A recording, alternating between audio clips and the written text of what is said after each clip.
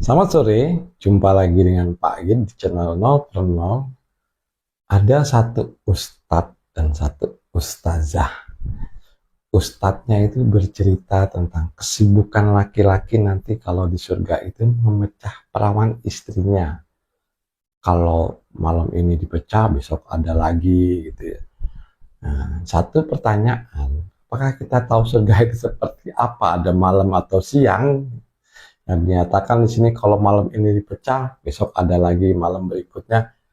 Apakah surga sama dengan kondisi bumi yang berotasi mengitari matahari, yang kita tidak satu seorang pun yang tahu tentang hal ini. Kemudian masalah si ustazah juga sama ya, menceritakan lah bagaimana bentuknya bidadari bla bla bla bla. Kemudian nanti kalau yang perempuan dapat pangeran di surga, nah, biarlah mereka bercerita tentang itu, silakan saja. Dan silakan juga buat teman-teman yang mempercayai ajaran-ajaran yang seperti ini. Dan Pak Git yakin dalam hal ini tuh nggak semua muslim percaya tentang hal ini ya. Artinya mereka lebih baik mengerjakan sesuatu yang hal baik dengan keikhlasan, dengan tidak mengharapkan imbalan surga yang dipenuhi dengan keinginan-keinginan seks seperti itu ya. Jadi ini, ajaran ini kalau diajarkan, bukan masalah ini ada di dalil atau tidaknya gitu loh.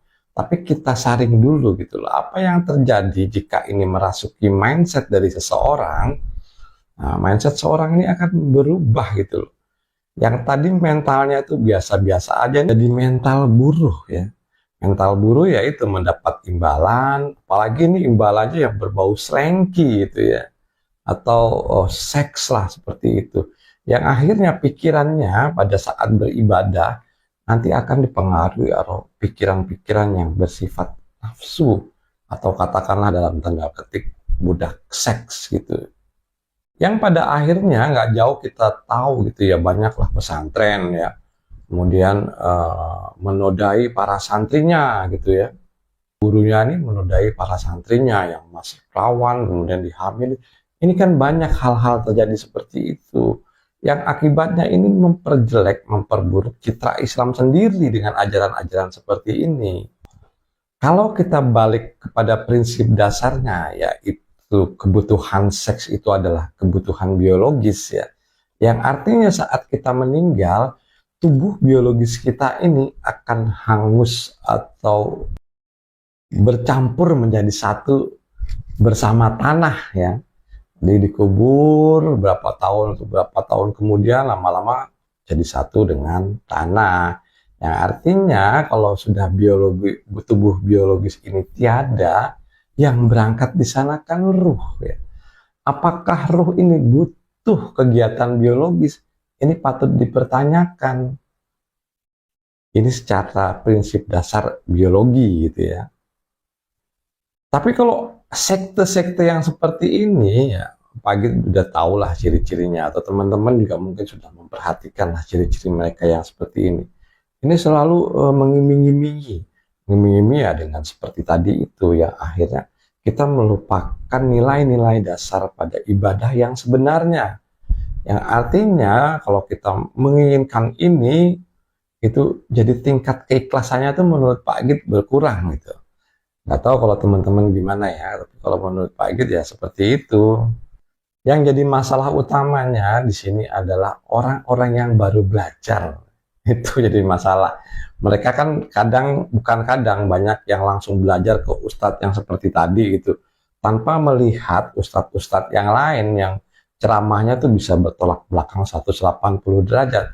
Artinya kalau baru-baru belajar gitu ya, coba mencari literasi yang berbeda gitu, yang menjadikan sudut pandang lain terhadap mindset kita. Jadi nggak itu aja, ini kan besok mau di sini begini, ntar nggak lama lagi ini dikulik lagi, iming-imingi ya, iming-imingi seperti tadi ya, yang artinya kalau laki-laki dapat bidadari atau memecah perawan istri, yang kemudian kalau lagi syahwat ini 70 tahun nggak berhenti. Teman-teman bisa bayangin tuh, 70 tahun berdiri zakarnya nggak berhenti.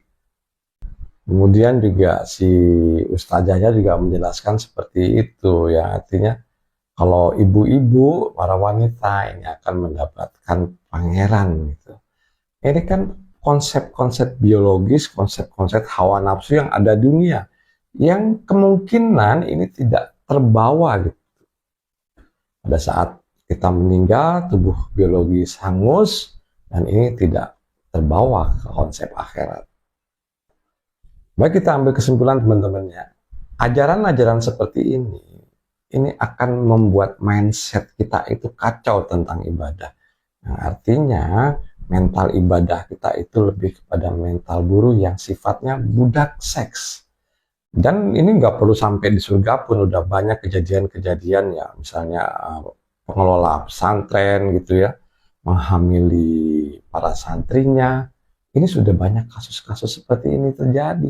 Akibat mindset-mindset seperti ini, pikirannya malah ke seks, seks, dan seks, tidak memikirkan ibadah yang sebenarnya. Konsep seperti ini menodai konsep ibadah. Yang harusnya ibadah itu dijalankan dengan keikhlasan, entah itu ibadah ritual maupun ibadah sosial.